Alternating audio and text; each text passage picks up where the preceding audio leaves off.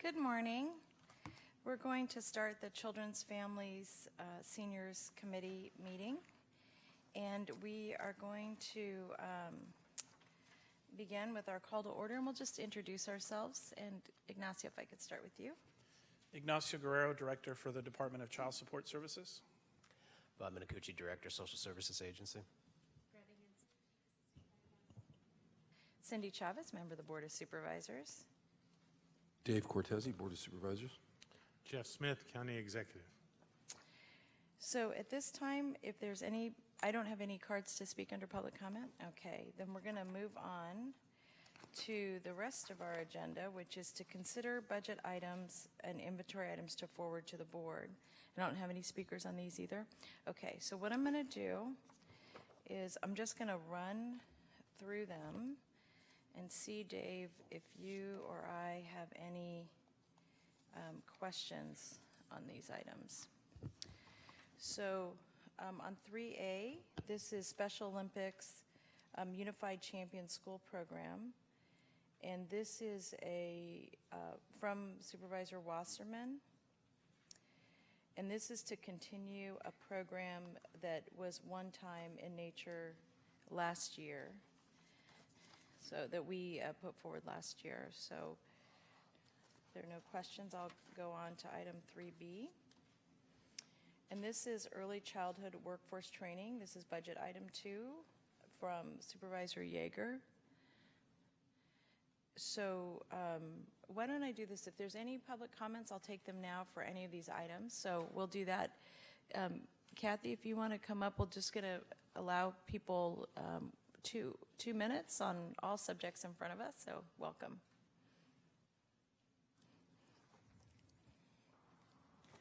Good morning, honorable committee members, Chavez and Cortese. Thank you for your time. I'm Kathy Dumanskiy. I'm the Senior Vice President of our School Partnership Program for Special Olympics, in charge of our Unified Champion School Program. We started the program last year.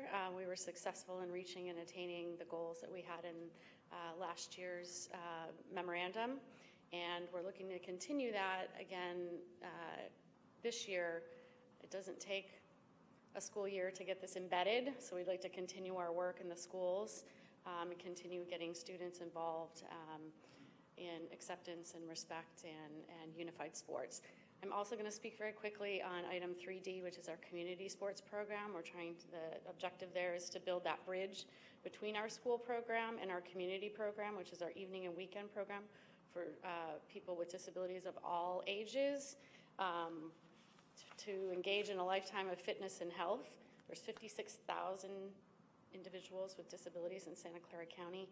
Currently, we're reaching 600, so we'd like to improve upon that, reaching at least another 150 athletes to get them engaged in the program and participate in unified sports as well, taking those students that are graduating out of schools and bringing them into the community program, but also able to provide health screenings for individuals with disabilities and train local clinicians on how to work with that population. Thank you. Thank you for joining us. Are there any other speakers on this item? Okay, great, thank you. So a budgetary item 2 is early childhood workforce training, and this is $100,000 for a particular program called My Teachstone that will be funded through First 5. Item 3 is Sugar Savvy training, and this is part of the 10 Steps to a Healthier You program. And I just have one question, and I'm not sure we have the right person here who can answer that on this program. And this is that as part of a Healthier You program, I know that we were working on some internal mechanisms for making sure that we were able to communicate among the health and hospital system to make sure we could get the appropriate families in here. And I know there was some complication relative to that, and I don't know if it was a software problem or a communication problem, but I'm just raising it because I thought it's such a great program, and to miss opportunities to have families be engaged in it, it's just something I would request some follow-up on. I think you're referring to the wellness group's effort to try to spread the news. Is that true?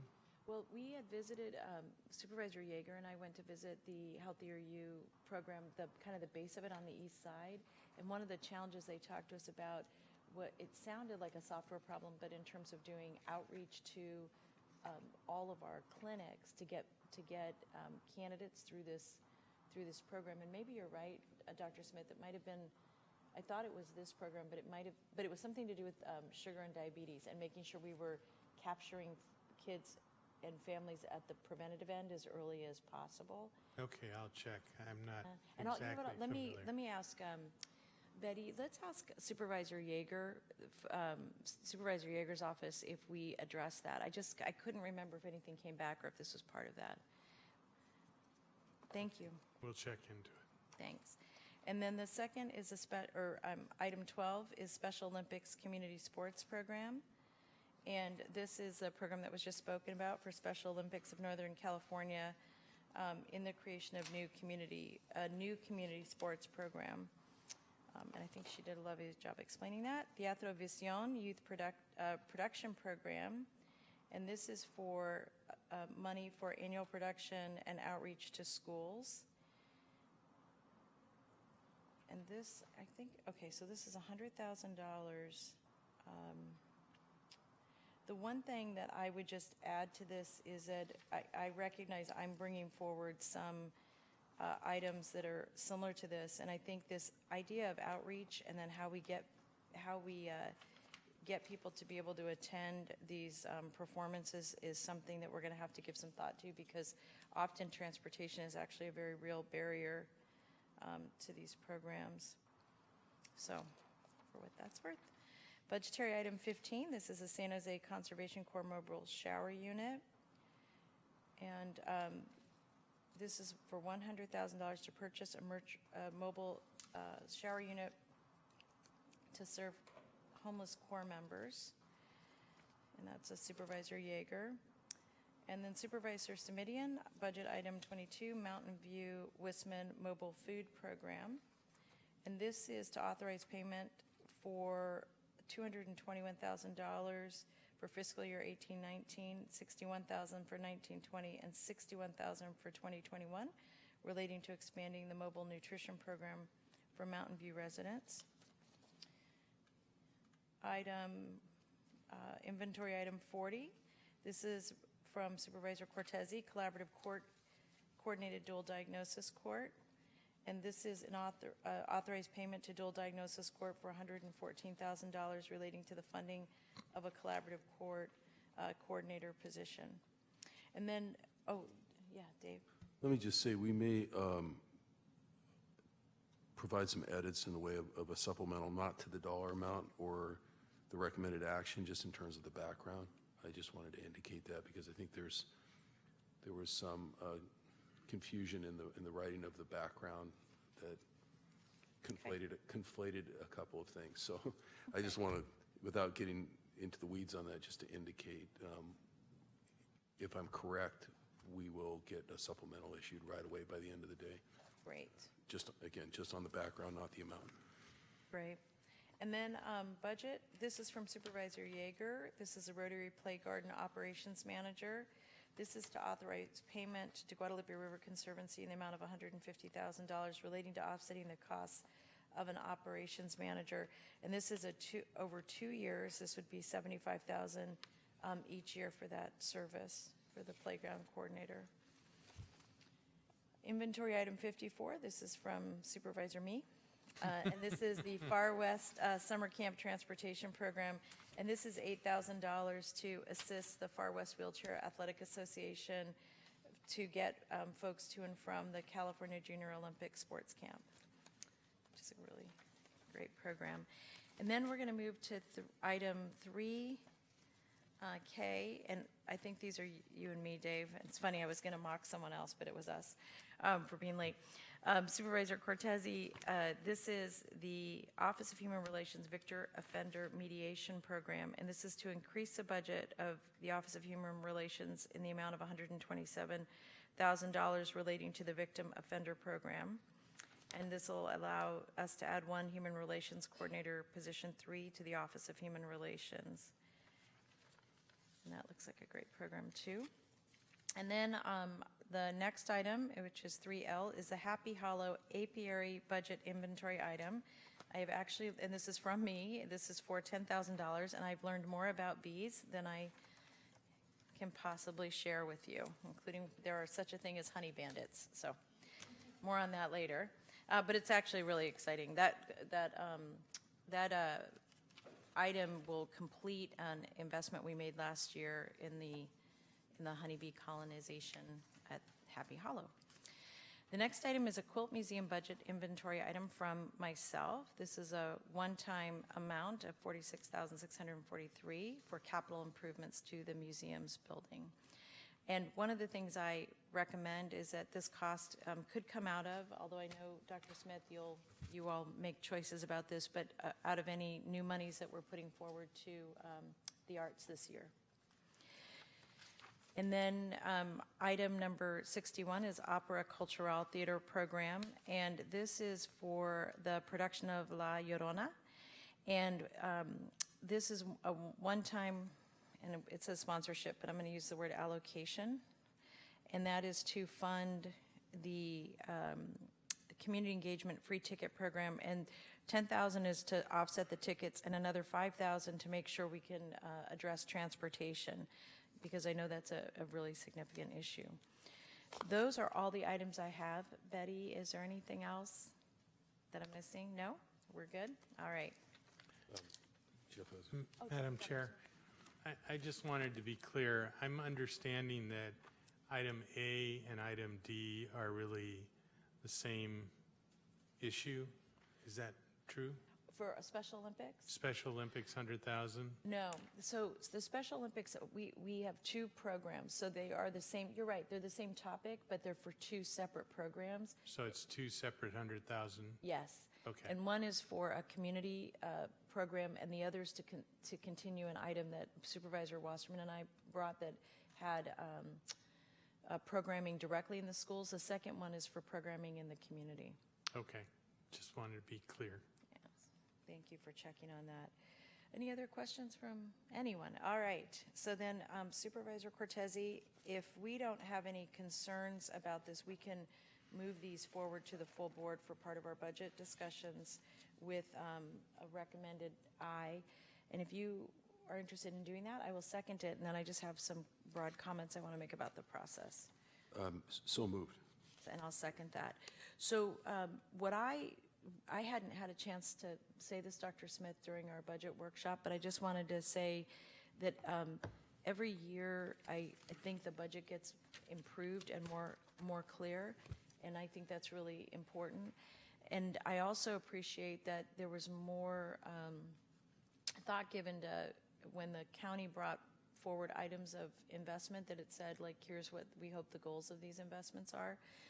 And what I'm hoping next year is that we can take at least a few departments where where it should be relatively easier to quantify what the investments equate to as part of our next step in the budget process. And I was thinking about that particularly during the roads and airports discussion, and also with ESD and some others where we have a customer service opportunity where we're adding people that should shorten the amount of time it takes us to do X, Y, and Z, but like to actually put the time that we're taking now and the time it will take. And I think the benefit, you and I have talked a lot about the benefits of that. What are your thoughts on that? Well, yes, the reporting and structure of the budget is evolving over years. We've been, I won't say pushing, we've been challenging the department heads to have more in terms of measurable outcomes for clients. And I think what you're talking about makes sense, and will continue to push. Push is the wrong way. Encourage. I thought you got to direct. Well, it more has to do with encouraging the department heads to find measurements that make sense. Yeah, no, that makes sense, because I know our instinct is to do input instead of, Right. instead of measurements. The other thing I was going to say is, I think if we can start doing that with the county, that even as we consider inventory items, it may allow us to have a framework for impact statements. And the reason I'd like us to do that is, one troubling thing to me is that so often these are one-year investments or 2 or 3 year investments, and it doesn't force us as a county to say, yeah, we're going to prioritize this, and because of that, we're going to be doing RFQs or RFPs to permanently invest in this type of activity, even if it's not for that specific organization. And I know we'll have a discussion about this on other topics, but I was particularly thinking about that and I'll just use myself as an example, as I've been weighing in a little more to work with the arts. The thing I haven't had to say is, okay, if we're for all of the arts programming, if this is how many tickets we're giving away, and this is how many foster youth we've actually had be able to attend, because we are doing the front end, right, which is we're giving the money, but on the back end, we're doing our best to quantify that in contracts. But if we could actually say, we want to make sure that every child in foster care has access to X, that they've been asked twice, that we figure out a way to, rides or whatever, so we can learn how to do our jobs better. But I also think that would help us, candidly, not have quite so many inventory items that were outside of those things where we were experimenting with new methods of getting our work done. Like where we were able to be a little more cutting edge in terms of our investments, because we're saying, yeah, in this box, we're gonna tackle this, or we're going to prioritize this, or we have a discussion about why you don't think we should be doing that. And I think it'll be more important when we have less money. So this year it's not important, maybe next year it's not important, but after that it's going to be important. So we have a couple years to kind of work this out. We'll keep working on it. Yeah, thank you. Thanks very much. Okay, with that said, we have a motion and a second. All those in favor? Aye. Aye, too. That was dramatic. And no opposed. We'll move this to the board for our budget discussions. So thank you, everyone. Thank you for joining us this morning.